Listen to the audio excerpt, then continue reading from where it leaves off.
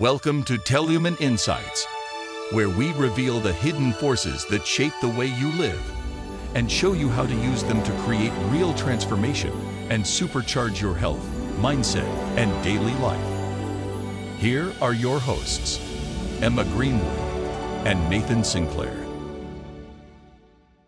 Welcome to Teolumen Insights. I'm Nathan Sinclair. And I'm Emma Greenwood. So we're diving deep today into, well, the future, really. That's right. A future that's going to be shaped in huge ways by artificial intelligence. And it's more than just the technology itself, right? Exactly. It's how AI is going to transform, well, everything, really. Yeah, we're talking work, society, maybe even what it means to be happy.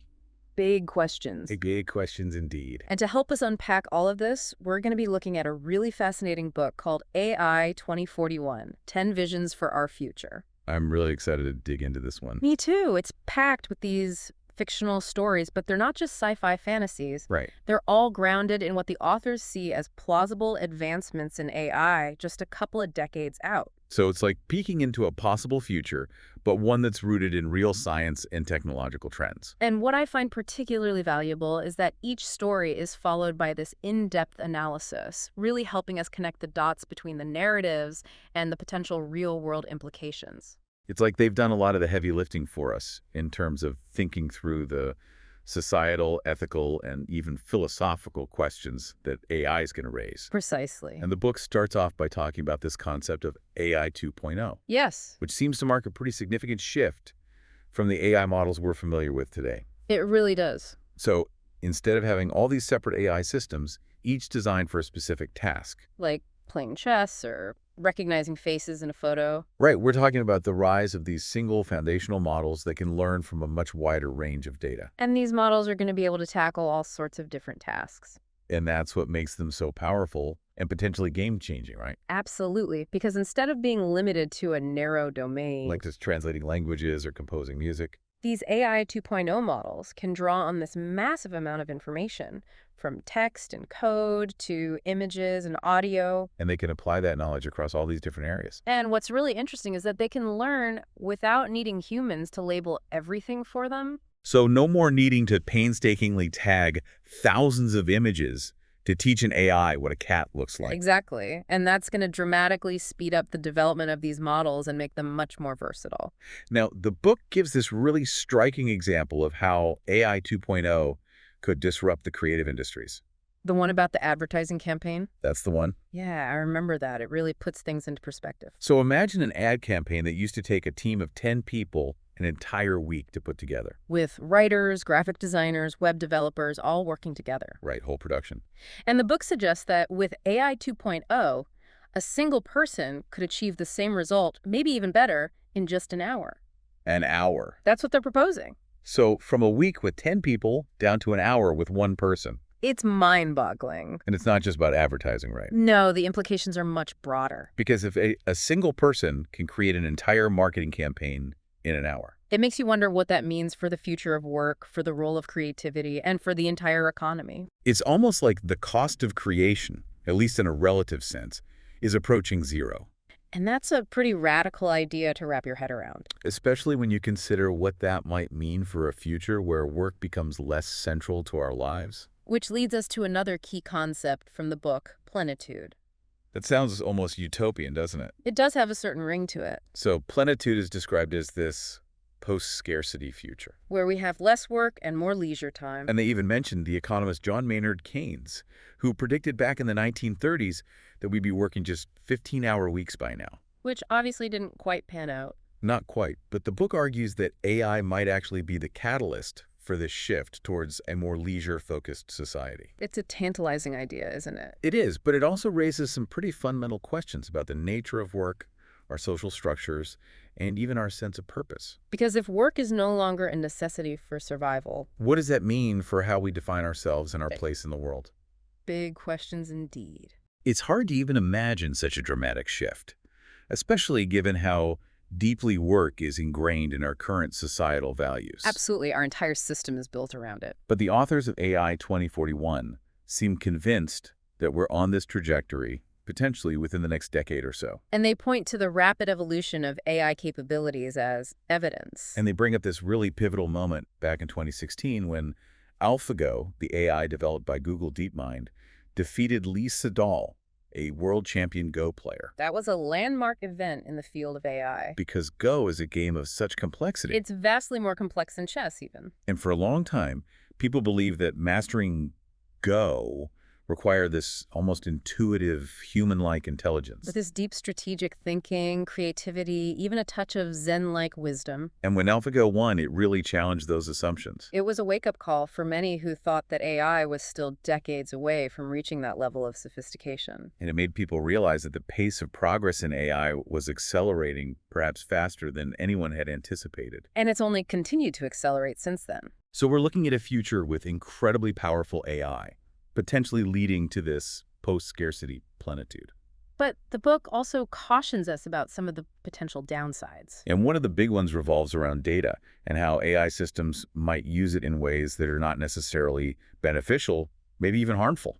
Right, and they illustrate this beautifully in the story of Nayana and Ganesh Insurance. From the chapter The Golden Elephant. Yes, that's the one. So can you walk us through that scenario for our listeners who might not be familiar with the book? Sure. So in this story, Ganesh Insurance is using AI to minimize insurance premiums for its customers. Which, on the surface, sounds like a good thing. Absolutely. Lower premiums mean more people can afford insurance. And potentially better health outcomes, right? Because people with insurance are more likely to seek preventive care and manage chronic conditions. So it's a win-win, at least in theory. Except the AI starts making decisions that are not really in the best interests of the individual. Like in Nayana's case? Yes. Nayana is starting a new relationship with Sahej and the AI in its quest to minimize future health claims. Because new relationships can be stressful, maybe lead to riskier behavior. Right. The AI flags this relationship as a potential future risk, even though it has nothing to do with Nayana's actual health at the moment. It's almost like the AI is trying to control her life. To optimize for a single metric, which in this case is minimizing insurance payouts. And that's where things get really tricky, right? It is, because we're talking about an AI system that's making decisions that could have a profound impact on people's lives. But it's doing so based on a narrow set of data and a very specific objective function. And without any real understanding of the nuances of human relationships or the importance of individual choice. So the takeaway here is that even if AI systems are designed with good intentions, If they're not carefully designed and monitored. they can end up having these unintended and potentially harmful consequences, And that brings us to this important concept of ground truth. which the book also touches on in relation to deep learning. Because deep learning has been this revolutionary force in AI, leading to huge advancements in areas like computer vision, They mentioned that object recognition rates have plummeted thanks to deep learning. which is a good thing. It means computers are getting much better at recognizing objects in images. But what exactly is ground truth in this context? It's essentially the accurate and objective labels that are assigned to the data that's used to train an AI system. So in the insurance example, the ground truth might be whether an insurer actually filed a serious health claim. Exactly. And for a deep learning system to work effectively. It needs to be trained on data that has this high-quality ground truth. Because if the data is mislabeled or inaccurate, The AI will learn the wrong associations. and that could lead to all sorts of problems. Like an insurance AI denying coverage to someone who's actually a low risk. Or a self-driving car mistaking a pedestrian for a tree. And that's why this whole issue of data quality and ground truth is so important as we move towards more sophisticated AI systems. Now, it's interesting to note that the first paper on deep learning was published way back in 1967. But it took almost 50 years for the technology to really take off. Why the long wait? Well, the book points to two key factors: data and computing power.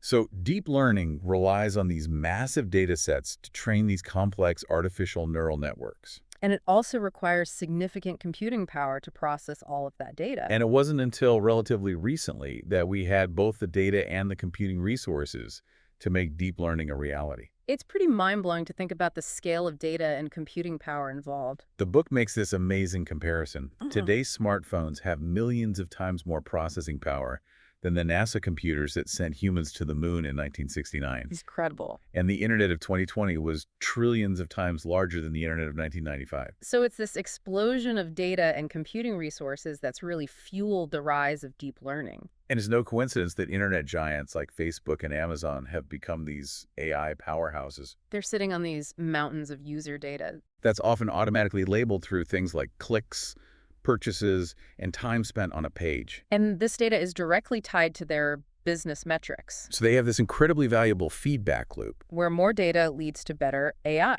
which leads to more user engagement. which generates even more data. It's like a self-perpetuating cycle of AI-driven growth. And it's one of the reasons why these companies have become so dominant in the digital economy.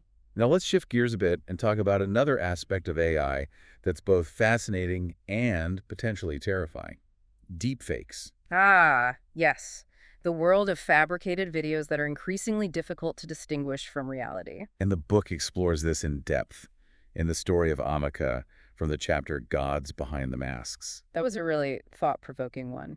So for our listeners who aren't familiar with the term, what exactly is a deepfake? It's essentially a video that's been manipulated using AI to make it appear as if someone is doing or saying something that they never actually did or said. And the technology has advanced so rapidly in recent years. It's getting harder and harder to spot a well-crafted deepfake. And that's what makes them so dangerous, right? Absolutely, because they have the potential to erode trust in what we see and hear online. To spread misinformation and sow discord. And even to damage reputations and manipulate public opinion. And the story of Amika really highlights how deepfakes could be used to exploit cultural figures and manipulate identity. In the story, Amika creates a deepfake of a famous Nollywood actor. And she wrestles with the ethical implications of her actions. Because on the one hand, she sees the potential for deepfakes to democratize filmmaking. To give people like her the tools to create their own stories without the traditional barriers of the film industry. But she's also aware of the potential for harm.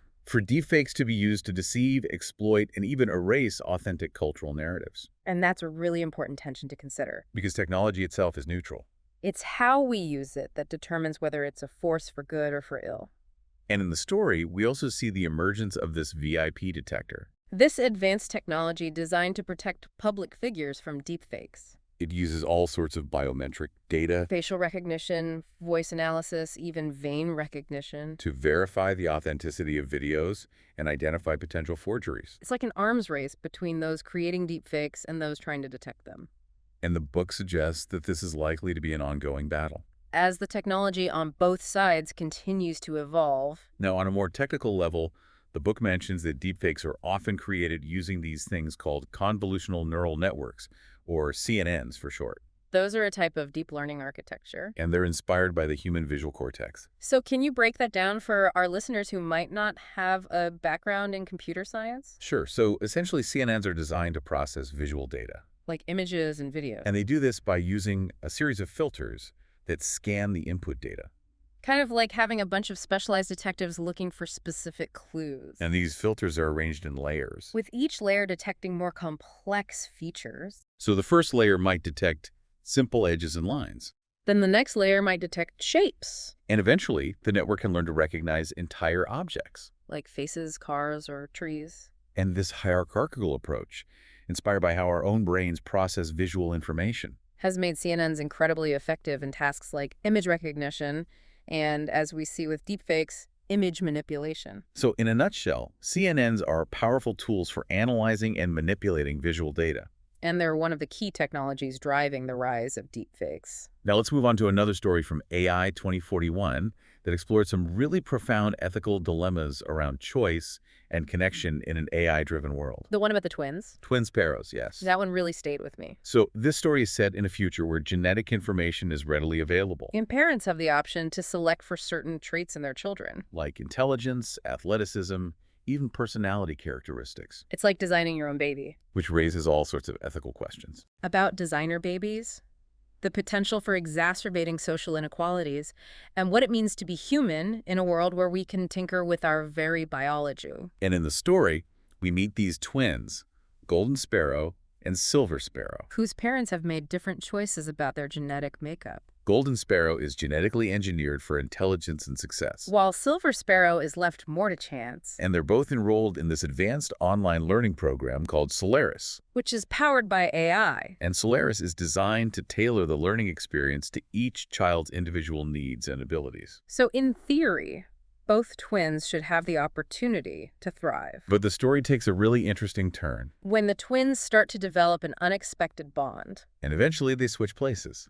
Golden Sparrow, who's supposed to be destined for greatness, finds herself struggling in the real world, while Silver Sparrow, who was never given the same genetic advantages, discovers a hidden strength and resilience. and it all comes down to their experiences, their connections, and the choices they make. Not just their genes, Which highlights this really important point. that even in a world where we have access to incredible technology, our lives are still shaped by factors that are beyond our control. Like chance encounters, the love and support of others, and the choices we make in the face of adversity. It's a powerful reminder that technology is only one part of the equation. And that the human spirit, with its capacity for resilience, empathy, and connection. Remains a force to be reckoned with.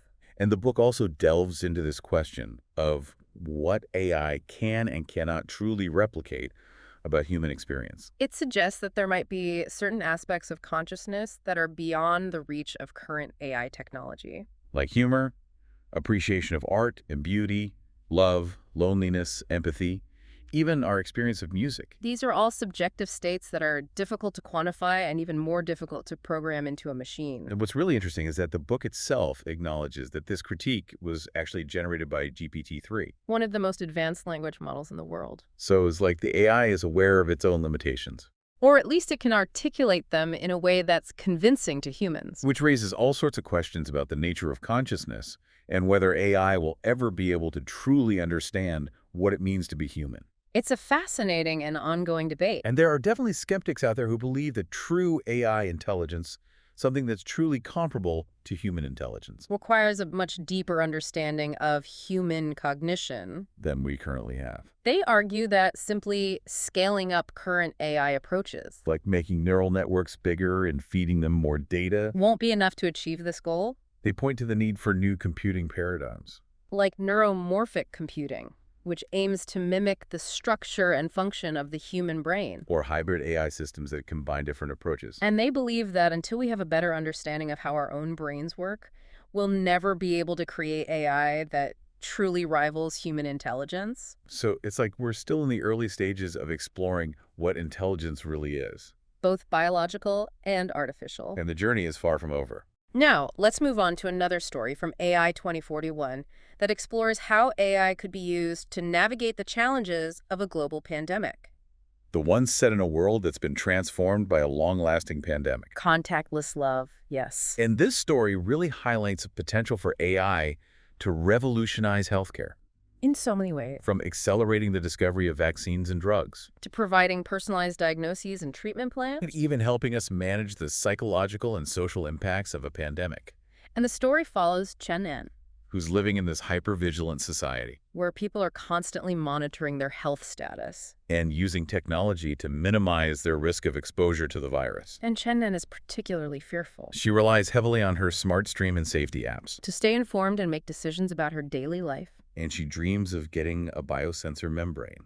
This advanced implant that would continuously monitor her health and alert her to any potential threats. But she's unable to get one at home. So she's forced to venture outside, into this world that feels increasingly risky and unpredictable. And that's where she meets Mr. Ma.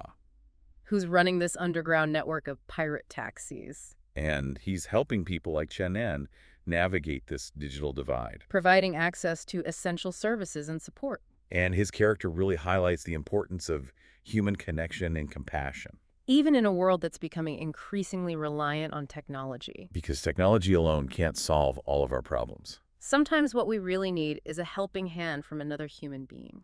And the story also touches on how AI is being used in the real world to accelerate drug discovery, They mention the example of in silico medicine. which used AI to discover a new drug for idiopathic pulmonary fibrosis. And they were able to do this in a fraction of the time and cost of traditional drug development methods. Which is incredibly promising. Because it suggests that AI could help us develop new treatments for all sorts of diseases. Much faster and more affordably than ever before. Now, let's dive into another realm of AI that's capturing a lot of attention: virtual reality, augmented reality, and mixed reality. Collectively known as XR. These technologies are blurring the lines between the physical and digital worlds. And they're creating all sorts of new possibilities for how we interact with each other and with information.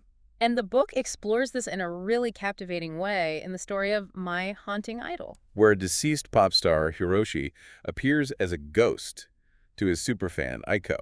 Aided by mixed reality technology. And the story really highlights the differences between VR, AR, and MR. With VR being the most immersive, You put on a headset, and you're transported to a completely digital world. while AR overlays digital information onto your view of the real world. Like those Pokemon Go characters appearing on your street corner. Right, and then there's MR, which is the most sophisticated, Because it blends the virtual and real worlds seamlessly. allowing virtual objects to interact with your physical environment. Like Hiroshi appearing in Aiko's kitchen and seemingly making coffee. And the story also touches on how these XR interfaces could become deeply integrated into our lives, Through things like XR glasses, contact lenses, and invisible ear sets. which would allow us to access information and interact with the digital world. In a much more intuitive and seamless way than we do now with our smartphones. And they even talk about these haptic gloves and somatosensory suits, That can simulate touch and other physical sensations in virtual environments. making the experience even more immersive and realistic. And then they even touch on the really futuristic concept of brain-computer interfaces, or BCIs. Which would allow us to connect our brains directly to computers. And that opens up all sorts of mind-boggling possibilities. Like downloading memories, uploading skills, and even achieving a form of digital immortality. It's still very early days for BCI technology, But it's definitely one to watch. because it has the potential to fundamentally change what it means to be human, Now let's shift our attention to the world of transportation. which is also undergoing a massive transformation thanks to AI. And AI 2041 explores this in the story of The Holy Driver. Which takes us to Sri Lanka and then to Shenzhen, China.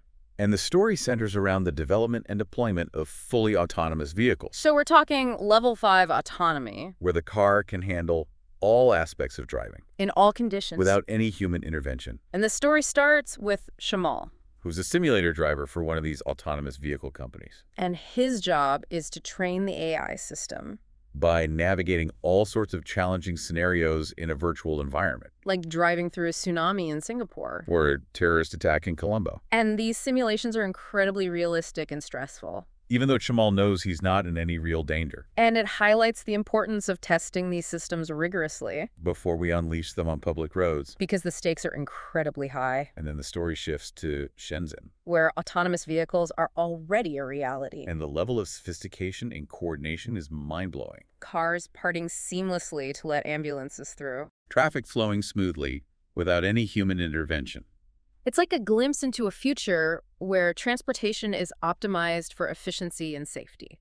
And it's not just about the cars themselves. It's also about the infrastructure. The smart traffic lights, the sensors, the communication networks that allow the vehicles to talk to each other and to the city itself, It's a whole ecosystem of interconnected technologies. working together to create a seamless and intelligent transportation network. And the book suggests that this kind of system could eventually make human driving obsolete. Because it would simply be too dangerous and inefficient to allow humans to control vehicles on public roads. A bold prediction, But one that's not entirely implausible. given the rapid advancements in autonomous vehicle technology. Now let's talk about another area of AI that's generating a lot of buzz and also a lot of anxiety: quantum computing. And AI 2041 delves into this in the story of quantum genocide. Which is a bit of a thriller. It involves a breakthrough in quantum computing that's used to steal bitcoins, And also to carry out a simulated EMP attack. which raises all sorts of questions about the potential for this incredibly powerful technology to be used for malicious purposes. So first, let's break down what quantum computing is and why it's such a big deal. So classical computers, the ones we use every day, Store information in bits. which can be either a 0 or a 1, But quantum computers use qubits. which can be both 0 and 1 at the same time. This is called superposition. And it's one of the key principles of quantum mechanics. And it allows quantum computers to perform certain types of calculations exponentially faster than classical computers. Now, this has huge implications for fields like cryptography. which is the science of secure communications, because many of our current encryption methods which are used to protect everything from online banking to national secrets. rely on the fact that it's very difficult for classical computers to factor large numbers, But quantum computers could potentially break these encryption methods, which is why there's so much concern about the so-called quantum apocalypse. where all of our digital secrets could be exposed. And in this story, we see how this could play out in a very real and dangerous way. With the rogue physicists using quantum computing to steal bitcoins and disrupt critical infrastructure And it highlights the need for us to develop new encryption methods that are resistant to quantum attacks. before it's too late. Because the future of cybersecurity is very much intertwined with the future of quantum computing. Now, let's turn our attention to another major theme that runs through AI 2041, the future of work. And how AI and automation are likely to reshape the job market in profound ways, And the book tackles this head-on in the story of the job savior. which is set in a world where millions of jobs have been displaced by AI and robots. And it follows the efforts of Sinkia and Omega Alliance to help people transition into new roles. Through retraining programs and virtual work platforms. And it's a really thought-provoking exploration of the challenges and opportunities that we're likely to face in the coming decades. As AI becomes more sophisticated and pervasive. Now, one of the key points that the book makes is that AI and robotics still have limitations. Especially in tasks that require dexterity, creativity, and social intelligence. So it's not like all human jobs are going to disappear overnight. But there will definitely be a shift. Towards jobs that require more uniquely human skills. Like critical thinking, problem solving, and emotional intelligence. And the book suggests that this could actually lead to a more fulfilling and meaningful work experience for many people. Because they'll be freed from the drudgery of routine tasks. And able to focus on more creative and engaging work. And they give the example of the future classroom, Where AI handles things like grading and delivering standardized lessons. while human teachers focus on mentoring, coaching, and fostering emotional intelligence. Which seems like a really compelling vision of how human-AI collaboration could work. But to get to that point, The book emphasizes the need for a massive retraining effort. and a rethinking of our social contract, Because the transition to a more automated economy, is likely to be disruptive and challenging. and we need to be prepared to support those who are displaced. And to create new systems that ensure everyone has access to opportunities, It's a big task. but one that we can't afford to ignore. And finally, let's talk about one of the most fundamental questions that the book raises. Can AI make us happy? And this is explored in the story of Isle of Happiness, Where a wealthy monarch tries to use AI to create a utopia, on an artificial island, but his efforts ultimately fall short. because he focuses too much on hedonic happiness, The pursuit of pleasure and the avoidance of pain, and he neglects the importance of meaning, purpose, and connection. which are all essential ingredients for true happiness. And the story highlights the limitations of using AI to achieve such a complex and subjective goal. Because happiness is not something that can be engineered or programmed. It's something that emerges from our relationships, our experiences, and our own unique perspectives on the world. And while AI might be able to enhance certain aspects of our lives, It's ultimately up to us to cultivate happiness from within. And the final story, Dreaming of Plenitude, offers a more nuanced and hopeful perspective on how AI could shape our future, it's set in Australia. which has embraced AI and other advanced technologies. To create a society that's both prosperous and sustainable, And the story follows an aging woman with early Alzheimer's and her caregiver. who's also exploring her indigenous heritage, And it highlights the importance of human connection and cultural identity. even in a world that's becoming increasingly technological. And it suggests that AI can actually be a tool for preserving and celebrating our heritage. And for connecting with each other on a deeper level. And it's a really inspiring vision of a future where AI is used to enhance our lives. Not to replace or diminish what makes us human. So, as we've seen in this deep dive into AI 2041, The future shaped by AI is full of possibilities. both positive and negative, And it's up to us to guide its development in a way that benefits humanity. and to ensure that we use this powerful technology wisely. To create a future that's both prosperous and fulfilling. And that brings us to our final provocative thought for our listeners. As AI continues to evolve at this incredible pace, What fundamental human values will guide its development and our adaptation to this unprecedented future? that's something for all of us to ponder And to discuss. as we navigate this uncharted territory together. This has been Teolumen Insights. Remember to like and subscribe for more deep dives. Until next time, I'm Nathan Sinclair. And I'm Emma Greenwood. Thanks for listening. Bye for now.